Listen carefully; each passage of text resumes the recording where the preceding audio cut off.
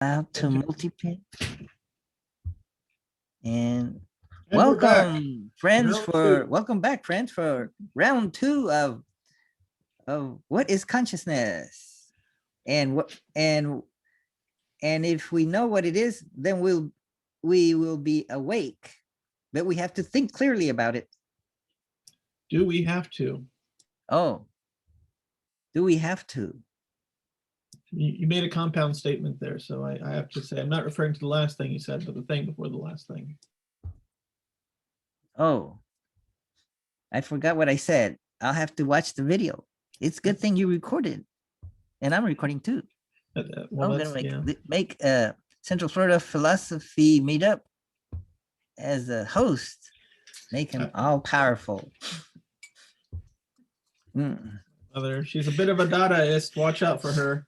No, I'm not. You are too a Dadaist. The first time I heard the term existentialism, and welcome, Ryan explained. She can't hear me. Central philosophy meetup, kind mother. She can't hear you. He can't. Maybe he can read my. Or she can't hear you because I'm wearing headphones. Let's go ahead and make Las Vegas. 2 days after Las Vegas, October 3rd, 2018. The little blemish, it's benign. Okay, well, it there you go. It popped up because I forgot to hydrate. Drink. Okay, well. And it's completely benign. It's just a little purple blip on my perfect lips. Welcome, Dominico. Okay, the origins of the species can be summed up in shaggy. All right. Okay. We're at 27% converting the meeting recording. Hi, guys. Dominico, are you going to share with us beyond strings of text? Are you going to give us your voice, provide us your video? It's totally up to you. But yes, hello back. Yes. Whatever he's comfortable with this morning. Maybe he got mugged last night and he's in the shower. Anyhow. Yeah, I think my question there was, do we have to think about consciousness? You questioned the oughtness or shouldness of our pursuit of it's more like I use the do we have to have to-ness. Yes, the have to-ness. Like I'm asking you, I'm giving you the teenager question. Do I have to make my bed? Oh, or the child? But and there is a specific reason for this, because when you dissect something, you run the risk of killing it. If you examine something while it's still alive, you may understand it as it was in the past, but then the thing can change on you. So that the usefulness of the examination is only good in like a Phaedriatic, like Phaedrus from one of Plato's dialogues, is this creature falling backwards through time, never able to see in front of him, maybe just the present moment, but usually always examining what was in the past. That was an example that Robert Pirsig brought up in Zen and the Art of Motorcycle Maintenance. But I'm asking from like the perspective of the baseball pitcher. The baseball pitcher who can throw a no-hitter, entire game, no one gets a single hit on him. That level of performance, baseball pitcher just does. However, it's been documented that when you ask a baseball pitcher to break down how they do their swing, you can just throw off their whole game. That's the question. Do we have to? If you ask the baseball pitcher, how did you do that pitch, then they cannot explain it. And potentially you run the risk of wrecking their because some things are muscle memory and they don't translate well. If you try to translate it into your words, and for the person to remain consistent to their words, then they may be subconsciously altering their pitch, their throw. That's a great strategy to use in tennis when you're sitting down after every 2 games, except for the first game, after the first game, you sit down for a minute or so, and then change sides. So if you're playing an opponent, and then you sit next to him, and in that moment you ask him, "Wow, those were great shots, especially that serve. How do you do that? Can you explain to me how you serve like that? Then maybe I could become as good as you." And so they'll think, and they'll scratch their head, and they'll figure out how to explain it. And then the next time they'll serve, they're still thinking about how they do it, and it'll mess them up. It'll put the self number 1 into action, whereas self number 2 is all reactions. So self number 1 is saying, "Okay, how is it that I serve?" And it'll affect their muscle memory and mess them up, because the self number 1 will be trying to control the muscle memory, and it fouled them up. So I'm going to use that in my next tennis match. I'll ask my opponent how they serve like that.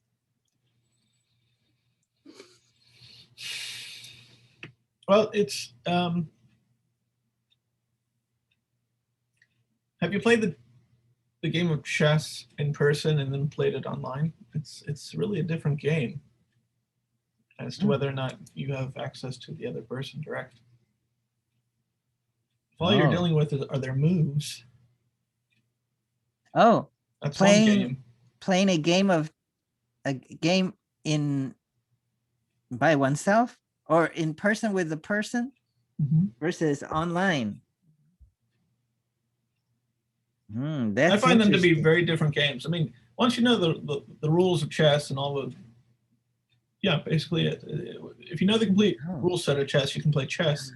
You can play chess online or in person, but I find it's a different game when you're doing it in person. And Mike is joining us. I think we should have a meetup with Mike and Central Florida Philosophy Meetup at a Panera. That sounds like a great idea. Mike, do you feel up to meeting us in person at some point? And what day of the week works best for you?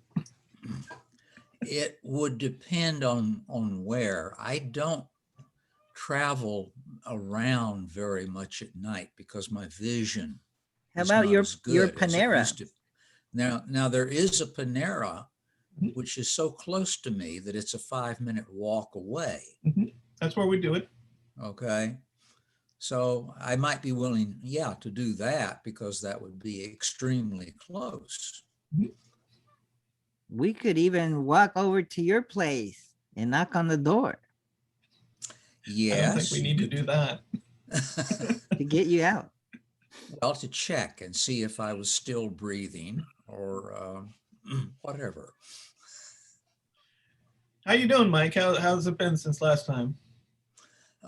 It's been pretty good.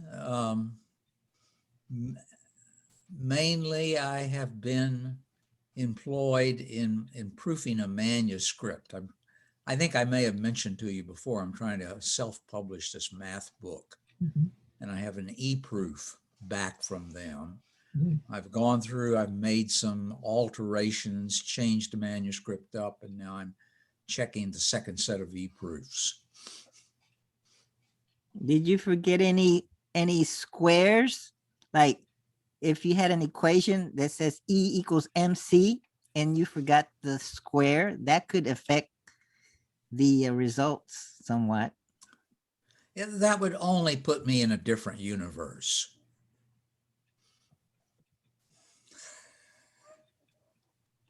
Okay. And if you're a philosopher, you're not terribly concerned about which universe you're in, other than to, look around quickly and note, for example, how many dimensions you live in at that moment. You're bringing me back to that early 90s series Sliders. How are you guys doing? I'm a happy chipper fellow. Good. We last month, Stacy and I planned our vacation for this month. And more recently, yesterday, I found out that just a couple of days after we were planning to leave the Chicago land area, that there's going to be a conference on GK Chesterton. And I'm like, ooh, I'm trying to see, maybe I'm going to cancel the return flight for the 27th and make it August 1st and extend it out some more if we can figure a way to make that work. I'm very excited about that, but we're going to go to the 22nd through the 24th. And Jairo, I've already offered this to a musician who hasn't been too responsive yet, so I want to offer it to you as well, if you want to, because we're looking for a place, someone to come stay at our place to kind of help make sure that the dogs don't get left out of the cold when my mother goes outside and then can't hear that they're still outside barking for her to let her in. She kind of misses that. But we're going to be in Franklin, not the county, in Warren County, Franklin, Ohio, which was named after Ben Franklin. Nice little small town with a dinner theater. And then her favorite rock star of all time is playing the next night at JD Legends. Then the following morning, we're going to fly to Chicago O'Hare and go to Aurora, Illinois, for you, the home of Wayne and Garth, the fictional home. And we're going to spend, again, a second night of the favorite musician. And then we'll have, for sure, Sunday and Monday, just to tour around the Chicago area, use their public transport, eat the food, check out the museums and the various schools. And then I'm really excited if I can do the Chesterton conference as well with her. And you mentioned that you can get a round trip for $35 to Ohio. I think it was one way. We booked our first flights into Cincinnati. Apparently not many people care to go to Cincinnati. we got 2 one-way tickets to Cincinnati for $33 a piece. Round trip? Nope. One way. No, one way. So it'd be $70 round trip if you can get the same deal round coming back. Yeah, it's all variable. So yeah, so in our original configuration that's currently set, and we may cancel the last one and book a later one. We got the flights for 3 legs for under $400. It's like $396. Okay. Florida or Orlando to Ohio, and this is out of MCO, not out of Sanford.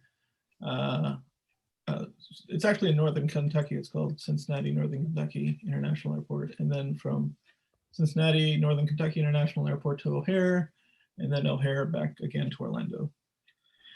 It's going to be 6 days, 5 nights, or if we can extend it, maybe an additional 5 more days. We'll see. 6 more days. Very good. You people are world travelers. These foreign places like Ohio. Well, when I hear about going to places like Ohio or Chicago or Cincinnati, I start looking around to see if my passport is still valid. Hear what California did? California has placed a ban on traveling to certain states. It's completely a political, meaningless gesture, but state employees are not. There's a rule that says unless it's something pressing, state employees aren't allowed to travel to 4 or 5 different states, including Florida, apparently because we don't support their ideology well enough.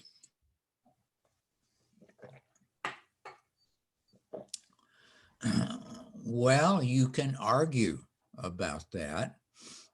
I'm sure they would present it as saying they are worried that there is an excess of coronavirus, particularly Delta. Well, it has nothing to do with coronavirus. It is because we aren't supportive enough of the LGBTQ plus community, according to them. And I've been to the support houses here in Orlando and even marched in a parade once. in support of friends to kind of help draw them into a local church that I was attending at the time that my mother's still a member to. Not me, them. I mean, they're human beings just as I am. But what I mean to say by that is quite simply, when I attended that, and I even brought my daughter to it. Okay, we marched, pushing Stacy in her wheelchair. There was, before we started, there was a corporation that were tossing out frisbees, and on the frisbee it said, Lockheed Martin supports the LGBTQ community. And I was like, oh, well, the largest arms dealer in the world is backing you guys. I guess I'll never have to do one of these again. Okay. Well, I don't know enough details about the business to communicate, to discuss it.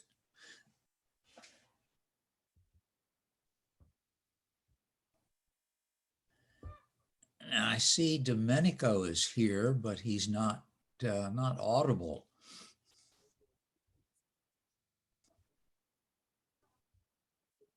And I'm seeing all sorts of stuff playing around on my screen. I'm not sure what's going on there, if Jairo is switching from one image to another or what.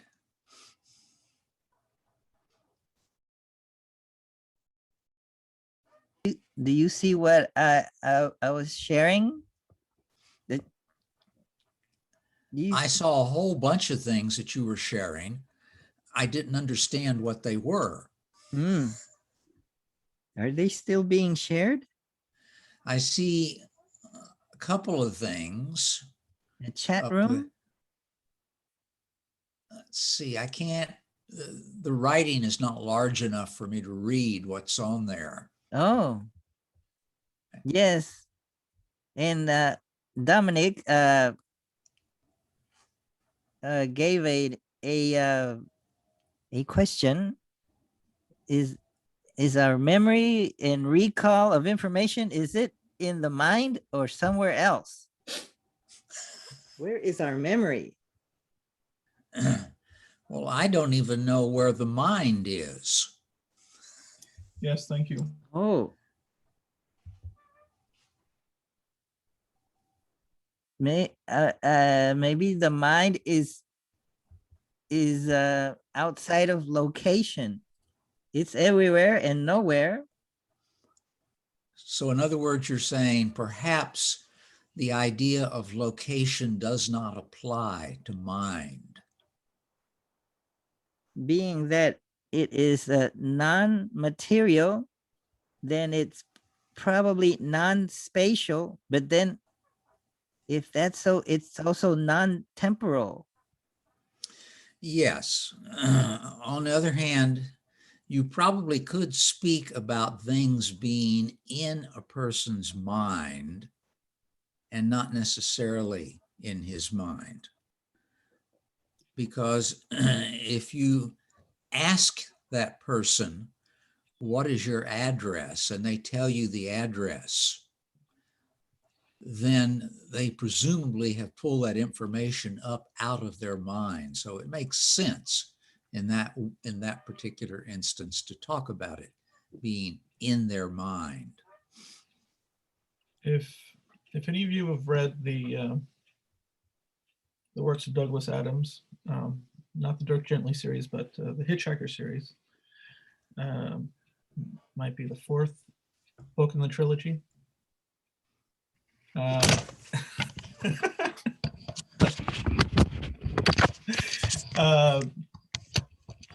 I think it may have been the book Mostly Harmless.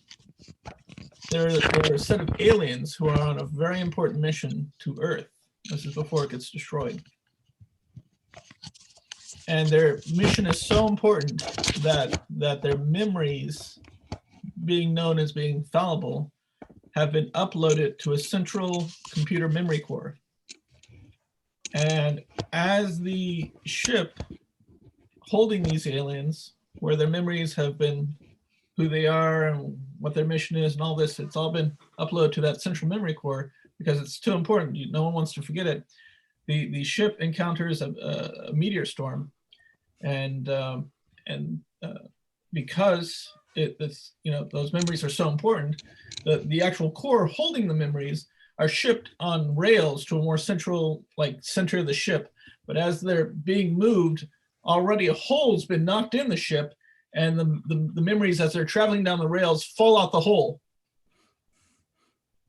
So they wake up before getting to Pluto, and they wind up landing to Pluto because they don't know who they are. They don't know what their mission is. They don't know why they've been sent or what they're supposed to do. So what they wind up doing on their station on Pluto is just watching all the broadcasts from this one planet that's producing all this radio and television content. And that's all they're doing, just observing. Well, that sounds a great deal like our own situation. That we have no particular idea why we're here or what we're doing.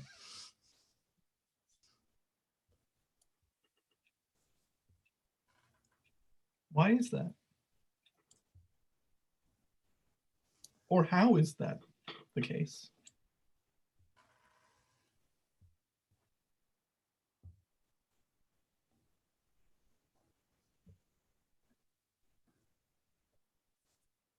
Perhaps it's because it evolutionarily was not programmed. It didn't serve. It didn't fit. It didn't make us fit for survival. Because that was a philosophical urge, and philosophical urges tend to reduce the likelihood of survival of the fittest. That's why all philosophers are testing their theories like, is this reality really real? So they test it by jumping in front of a car. And so all the philosophers are dying. Well, we have that set up in a similar situation in our legal system, but any other theories? Except we're very bad philosophers, so we haven't tried that yet. Oh, There's no need to equate fatalist with philosopher. or metaphysicians. Well, I don't really know how to answer a question of that sort, but I cannot escape the feeling as I go through my life that I constantly need, in some sense, to work upon myself, upon the knowledge that I have, the understanding that I have, and the ways in which I behave. The very fact that I'm sitting in on a philosophy seminar is testimony to this feeling that there are some directions that I ought to go in, even though it's not very clear to me what those directions are, nor what it is that I may necessarily hope to accomplish.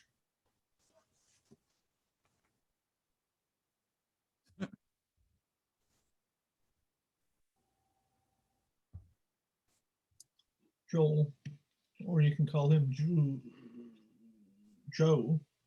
Joel Schuster is joining us now. Let's see. Let's switch to speaker view. Hello, welcome, Joel. Welcome, welcome. Thank you. How is everyone? I'm happy. Trying to figure out where we're all at here. I'm not seeing everything. Oh, we're doing a presentation. Okay, good morning. Sorry, guys. Sorry if I interrupted. Prior to that presentation, Morning. we were just bringing up to speed. Oh, no more presentation. Now, Yeah, it was yes, more of the a sidetrack. presentation or the attendance in this Zoom meeting, we have Central Florida Philosophy Meetup in Orlando. We have Jairo Jamyang Powell in Lake Mary. We have Mike in Winter Park. We have Joel Schuster in Toronto and Dominico in Toronto. And we had Luis Del Pino, but he could only stay for one round. This is round 2. Oh, this is a new round. Oh, I'll ship all these recordings to Hyro, and Hyro will post them to Wake Up and Think Clearly, so you can go back and watch them at your leisure, or listen to them through his Last FM. Yes, you can watch round 1 and watch Luis Del Pino introduce us to Frank Hatem, French philosopher. Oh, we're getting into the French stuff now. It's pretty exotic. That's where I'm going. I hope to be going to the province of Quebec. I'm sorry I missed the lecture. It might have aided me to understand the local inhabitants. Well, I don't know, because I have the impression that in Quebec, they tend to be royalist, whereas amongst French philosophers, they tend to be Republicans and radicals. Well, perhaps, Mike, you could help me to understand the difference, because I'm not exactly clear. I have been called a royalist by people in other philosophy groups merely by fact of being a Canadian. You know, we're referred to as socialist, monarchist, communists, but I'm not sure if that's part of the, something that I shouldn't say something, but I just should say another thing that I don't understand. Or it's just part of the unknown knowns. Or they. You have to understand, when they address you that way, they are scoring points. I see. And about the only proper response to them is something along the lines of, yes, you're absolutely right. And when are you going to recognize our sovereignty and kneel to us? Well, I think I probably responded correctly, at least in part, because I always say, yes, you're absolutely correct, because if I don't understand something, then that's the easiest way to respond. I automatically assume the other party is correct until such time as I understand what they're saying and see the flaw in their reasoning, which frequently occurs, but I don't have to have a knee-jerk reaction to disagreeing on their face. Mm-hmm. The Canadian approach is a bit more subtle. Okay. I have a perspective that I'd like to share about this. Because I'm an American, it's my right, GD. No, not at all. I'm sorry. That was a poor form on my part, and I apologize. There, No. see, I got the Canadians' attention again. Please do share it, and These all boil down to hierarchies, and whether you are a royalist or you're existing within a constitutional democratic republic, which is what they're telling us, but some evidence maybe suggests it's more of on a spectrum, or certainly it is, because we all live in mixed systems of political environments and economic environments. But one of the things that I'm running into with fellow Americans, by Americans I mean citizens of the United States of America, is that when you get past a certain point, they'll say that's beyond my pay grade, which says to me that they too are existing within a hierarchy. I think an American, it's easy for us to say someone who is part of the Commonwealth of Commonwealth states, anything with a relation to let's say British monarchy, for instance, or Spanish system. because they've got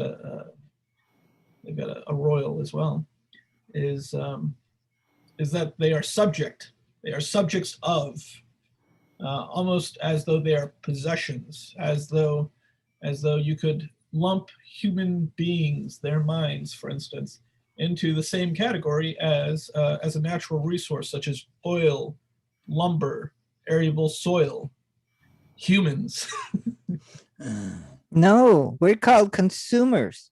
Well, we started off as citizens, and then we became taxpayers, and then we became consumers, and eventually we'll just be drones. If the hierarchy, whatever, because some people call it a patriarchy, but it's not really a patriarchy because it could also be a matriarchy. It's a hierarchy. Now I exist within a hierarchy. I even say that in my meetup.com member profile. I say I was conceived under Ford and born into an optimistic Carter administration, or under, because the United States of America, under its present Constitution, is very much a top-down delegated powers document. No, it's supposed to be what forms and is the construct of our form of governance here. We have 10 minutes remaining on session 2. 2 minutes? 10. 10. On round 2. So what have we learned in round 2? The eye of Canada is upon you. Before you came into the room, we were talking about minds, where they exist, where memories exist. Mike had stated that he's not quite sure where a mind exists. So if we want to roll with that for a little bit with our remaining time. Right. Thank you for that. I like that answer. I like that answer a lot. There's this wonderful book. I think I've got a copy of it up here. Yeah.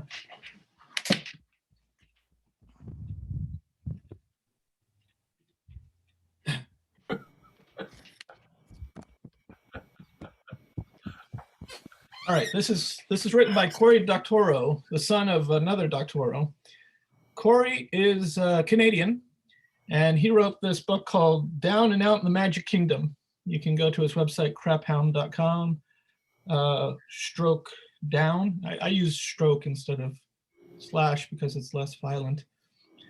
So this is set in a future world where people can upload their minds to a cloud, or they can back themselves up and then have that backup will just go into a quick cloned version of themselves in their ideal body.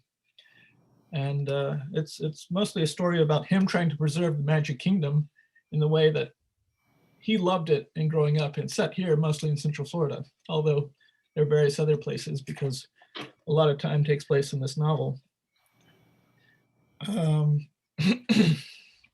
I don't know if we'll ever get to the point of the Bitchin Society is what's described in this, but one of the well, anyway, so I don't know if we'll get to the point where we can actually have our mind be backed up into a cloud storage out there, so that we die and then we wake up in a new fresh body again.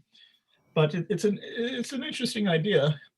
And also, one of the things that's brought up in this is his wife at one point, or one of them, goes mad over the aspect of continually existing. And you can actually have yourself deep freezed. In other words, you can set yourself not to wake up for 10,000 years.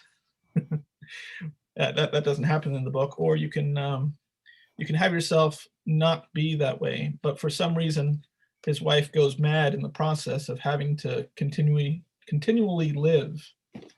So I guess what I'm saying is the bounds not only help establish the significance of the meaning of this life, which Viktor Frankl described as worth living no matter how bad it is. What is that website again with the stroke? I will send you, I'll pop the link into the description, into our little chat box. Into the chat? He already de-acknowledged the the form of currency that he describes in that novel.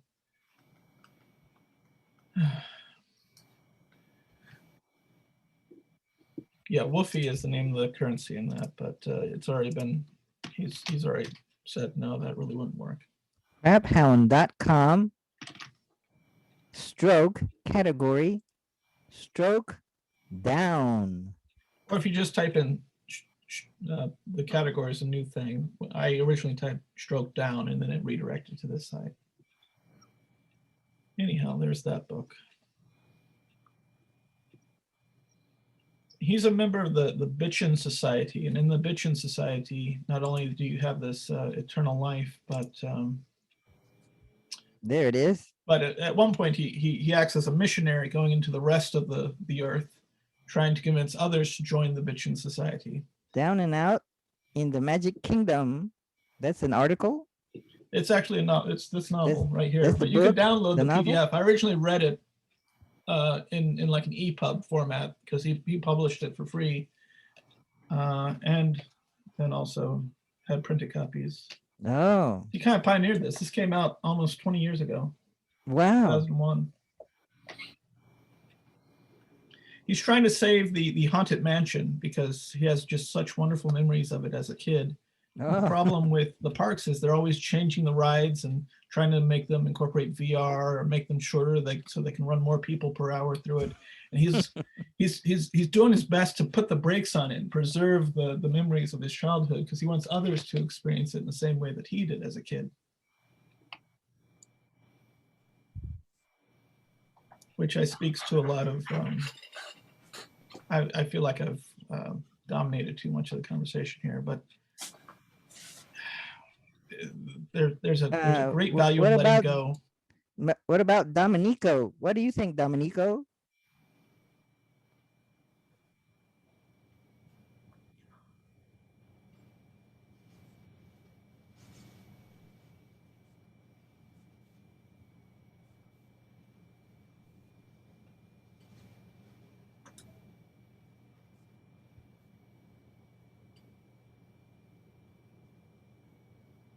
Oh, Nico's been filling up the chat area. oh. So we have to have someone read the chat, but we have to read it in Dominico's accent. He'll do better at that than I. I'll be Dominico. Let's see. Recently, Dominico said,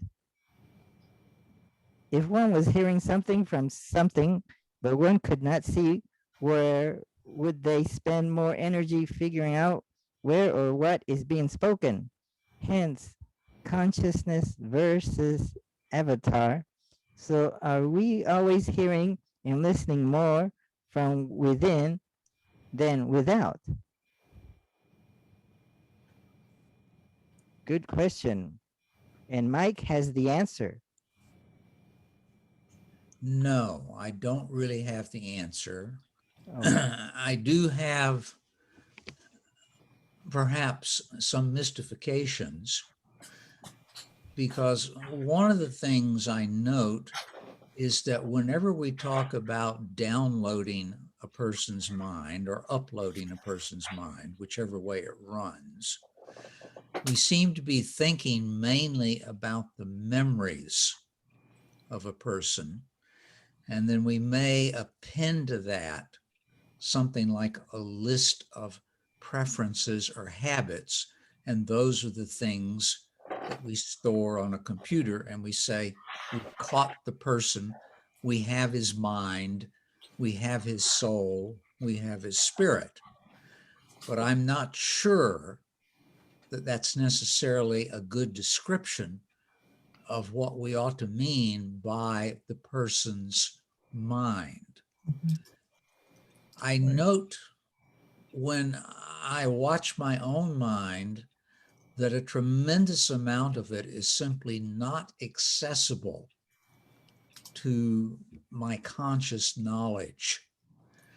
That there is a tremendous amount of it which keeps bubbling up from somewhere For example, when I'm trying to write a story or solve a problem, or perhaps in the form of happiness or sadness that's unexpected, that comes from somewhere I don't know where.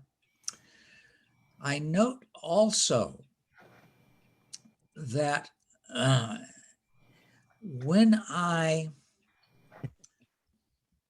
dream, when I sleep, when I dream, when I come back and examine what's been going on, I note that I have found myself living very often in an existence which is sort of a modification of the ordinary real world.